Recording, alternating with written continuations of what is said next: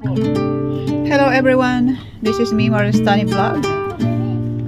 Just want to greet you guys a happy good day, and I hope that you are in a good situation, good heart, and good health for today.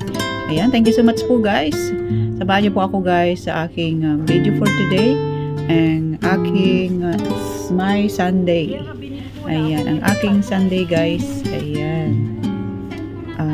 Dito ako sa church, and ako po ay sobrang aga, at ako po yung nag-prepare ng mga chair and kakailanganin dito sa church. So, samahan niyo ako guys sa aking 12 minutes video. Thank you so much.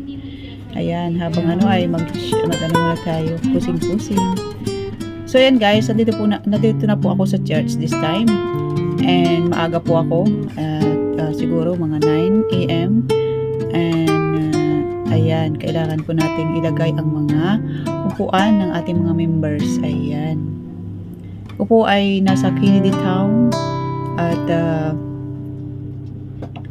yung mga iba pong mga kasama ay nandun sila sa boarding house, nagluluto po ng for lunch, at yung iba naman ay nag-fast track at nag-share ng words of God sa daan. Ayan, and dahil maaga po ako at wala pa naman akong gagawin, so ako na muna ang mag-prepare ng mga uupuan dito sa church, and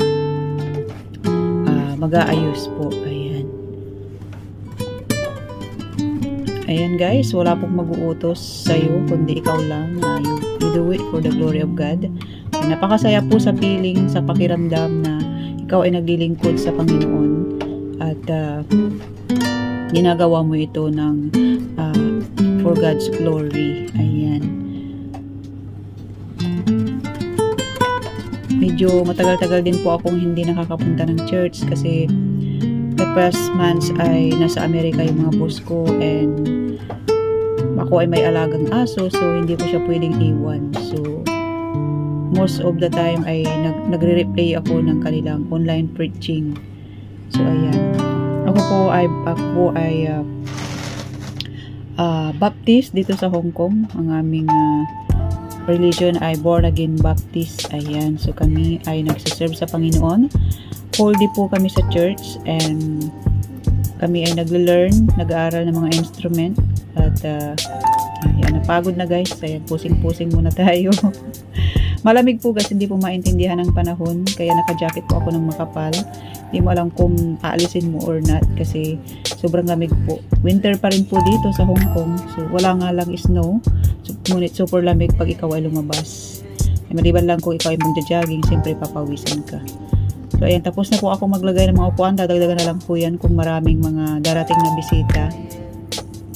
So ayan, dumating na po ang aking friend, ang aking mother in church. Siya po si Sis Raquel. Siya po ang unang-una pong kaibigan dito sa Hong Kong. Bali, isang dekada na rin kaming magkaibigan. Siya po ang nagdala sa akin sa church. Ayan, siya po ay katabi ko dati sa building ng aking pinapasukan, and siya po ang nag-invite sa church sa akin. At maliliit pa ang aking mga anak, ay pag umuwi siya ng Pilipinas, she is from Benguet pala. So last na ay umuwi siya sa Pilipinas, 1 year old pa lang ang 1 year old maigit si Princess. So ayan, mayroon siyang picture na kasama niya ang aking bunso at mga anak. Ayan, so ngayon ay married siya, pero hindi pa siya binayayaan ni Lord ng baby. Ayan, ang asawa po niya ay pastor sa Benguet, at minsan po ay pumupunta rin siya dito sa Hong Kong. Ayan guys, andito na po ang aking mga ka-churchmate. Ayan, ang aking mga sisters in Christ. Ayan, mga mababait. Ayan guys, may mga dalaga, may mother, ayan. Kung sino yung mga dyan, naghahanap ng Christian GF or mapapangasawa, ayan.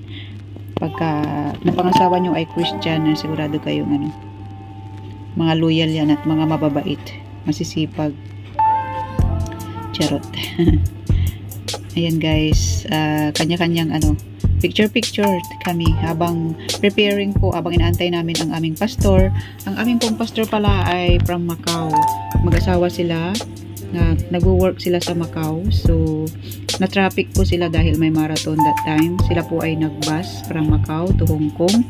So naabutan nila ang marathon. So na-traffic po sila ng matagal. Kaya habang kami ay naghahanda at nagpa-practice ng mga kakantahin, ayan, picture muna, hindi po yan mawawala for remembrance sa ating pagtanda.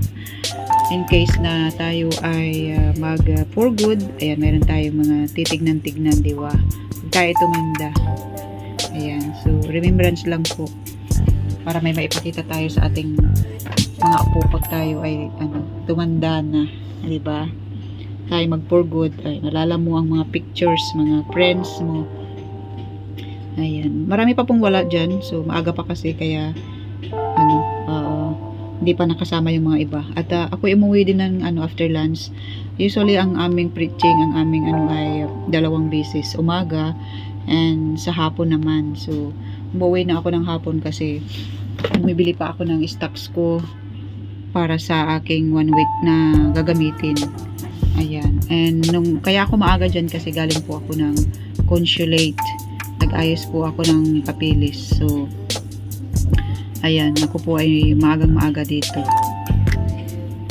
Ayan, guys, maraming salamat po sa inyong lahat sa always support sa ating bahay kulitan. At enjoy lang po tayo, love lang. And ayan ang aking buhay dito sa abroad.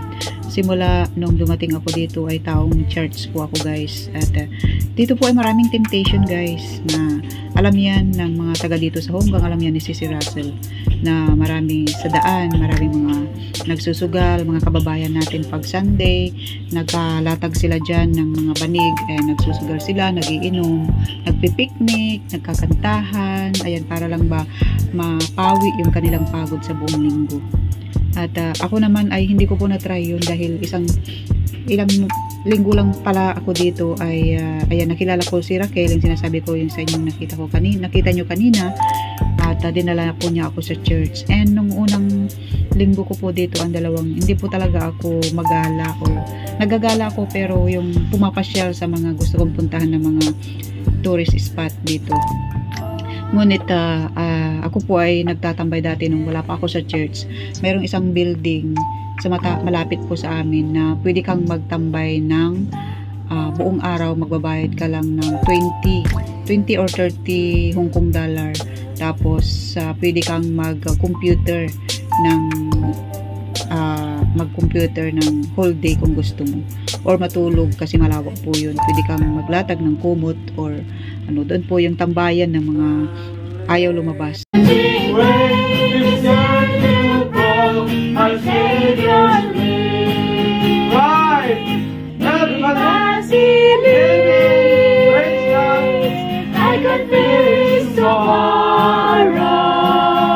Because he lives, all fear is gone. Because I know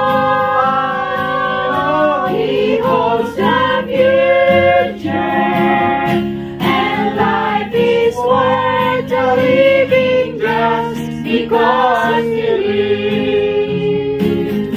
How sweet to hold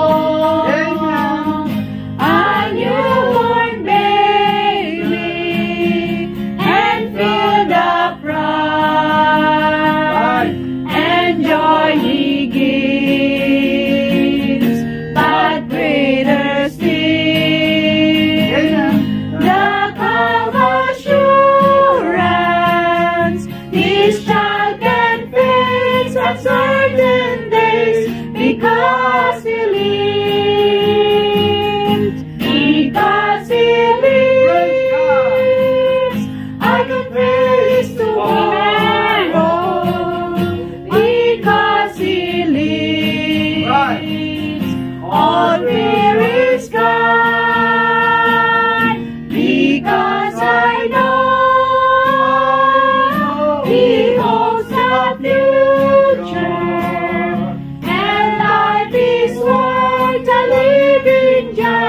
Because he lives, and then one day I'll cross the river. river. I'll fight like fine. Now war with pain, and then I said, gives way to victory. I'll see the lights of glory, and I know He reigns. Because He lives, I will face tomorrow. Because He lives, all mercy gone. Because I know He holds a future, and life is worth the living just because we live. Amen. So ayan guys, di ko po na video na ang preaching kasi sobrang haba po. So ayan, picture na lang po. Ayan, gusto ko lang po magpasalamat ulit po sa inyo sa support sa aking YouTube channel, sa aking mga premiere at sa aking mga live. And siyempre support nyo sa Bahay Kulitan. At syempre nagpapasalamat po tayo kay Bishi Master Worm, ang napakasipag na ating founder. At syempre ang ating Ate Bams na tagagawa ng playlist. Ayan, at napaka-supportive na si Ate Bams. And some all members, sa lahat po ng mga members ng Bahay Kulitan. Ayan, thank you so much po and God bless po sa ating lahat guys. Enjoy lang po sa ating pag-YT and ayan, love lang. Maraming salamat po guys. Until next time, this is Pearl Estani Vlog signing off.